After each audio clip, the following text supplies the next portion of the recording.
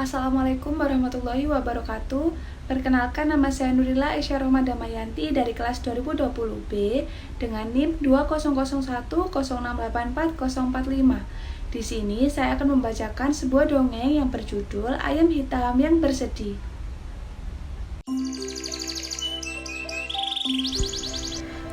Dikisahkan seorang peternak memiliki peternakan di tengah hutan. Ia memiliki seekor ayam betina yang diberi nama Poni. Ayam ini menghasilkan 10 telur dan semuanya menetas. Namun, dari 10 ayam, ada satu yang wajahnya berbeda dari sang induk. Bentuknya lebih besar dan berbeda warna bulunya. Saat telur menetas, sang induk memperhatikan setiap anaknya dengan bergantian dari satu telur ke telur lainnya sambil menghitung berapa jumlah telur yang menetas. 1, 2, 3, 4, 5, 6, 7, 8, 9, dan induk ayam menghitung terhenti sampai angka 9. Ia melihat bahwa telur yang ke-10 tersebut berbeda dengan telur lainnya. Nak, kau tak usah takut walaupun kau berbeda dengan saudaramu. Namun, kau tetap anak ibu ayam, ujar sang induk yang kasihan melihat anak ayam ke-10 itu sedikit menjauh dari saudara-saudara ayamnya. Ayam dengan bulu hitam tersebut diberi nama Piko. Setiap hari, ayam bulu hitam ini harus hidup menderita karena diolok-olok ayam lain dan hewan ternak milik Pak Tani lainnya. Memangnya kamu saudaraku? Kalau kamu saudaraku, mengapa warna bulu kami putih dan kamu hitam? Tanya Poppy, si saudara ayam. Karena sedih, Piko pun meninggalkan peternakan dan lari ke sungai sambil menangis. Mengapa warna buluku berbeda dari saudaraku? Badanku pun lebih besar dari mereka. Piko yang berkata dan berlari sambil menangis terseduh-seduh. Setelah sampai di sungai, tiba-tiba Piko bertemu dengan angsa putih yang cantik. Piko berusaha tidak menghiraukan angsa itu karena terlalu sedih diolok ayam lain. Angsa putih dan cantik itu bernama Lulu. Lulu mencoba mendekati Piko yang sedang bersedih di pinggir sungai. Apa yang telah terjadi sehingga membuatmu menangis seperti ini? Lulu bertanya kebingungan karena melihat Piko yang sedang menangis terseduh-seduh. Aku kesal, saudaraku serta hewan ternak lainnya mengolok-olokku setiap hari. Mereka tidak mau berteman denganku karena kata mereka buluku berbeda. Semua saudaraku berwarna putih, sedangkan aku mengapa berwarna hitam? Piko kembali bertanya.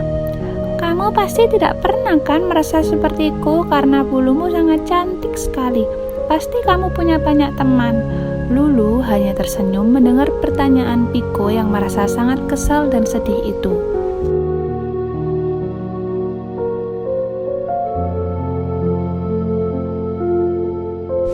Buluku cantik dan warnanya putih bersih, tapi lihatlah mataku Piko.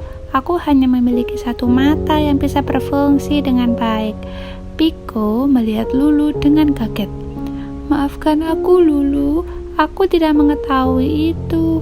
Lalu bagaimana dengan keadaanmu? Lulu pun menjawab, aku sama sepertimu, yang setiap hari diolok-olok oleh teman-teman lain di peternakan. Aku juga merasa sedih akan hal itu, Piko. Piko terus bertanya karena merasa ada yang sama dengannya. Lalu, apa yang kamu lakukan, Lulu? Lulu kembali menjawab, aku juga sangat sedih saat tahu mataku tidak bisa melihat dengan baik.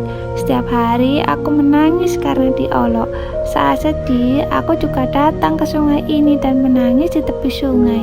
Namun, aku melihat wayanganku di air sungai ini dan ternyata aku adalah angsa yang cantik. Aku menyadari bahwa setiap kekurangan yang dimiliki, Tuhan akan pasti memberikan kelebihan pada kita.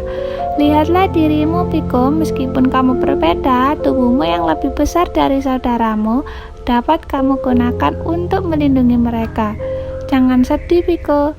Piko pun berhenti menangis karena merasa setuju dengan Lulu si angsa cantik itu. Piko merasa berterima kasih kepada Lulu karena telah menasihatinya.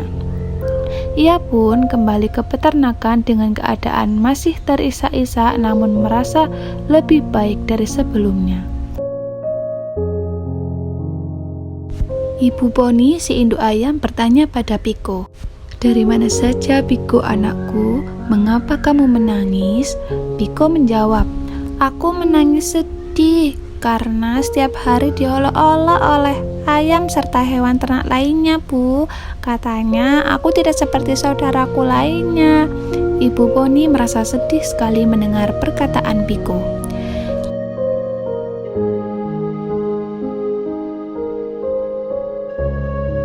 Kita harus bersyukur terhadap apa yang Tuhan berikan kepada kita. Piko adalah anak ayam yang hebat. Tubuh Piko yang besar akan melindungi saudara-saudara ayam lainnya saat sedang bahaya. Lalu Piko teringat apa yang sudah didengarnya tadi di sungai. "Begitu ya Ibu, aku adalah ayam yang hebat. Aku akan percaya diri dengan keadaanku. Aku pasti bisa melindungi saudara-saudaraku, iya kan Bu?" Piko ingin meyakinkan dirinya dengan bertanya kepada ibu. Ibu pun menjawab, "Iya Piko, janganlah bersedih lagi." Dan Piko pun tersenyum. Piko merasa lebih percaya diri saat ini dan tidak memikirkan kekurangannya tersebut. Ia yakin bahwa Tuhan selalu memberikan kelebihan pada setiap kekurangannya. Piko dan saudara-saudaranya hidup dengan senang di peternakan yang berada di tengah hutan tersebut.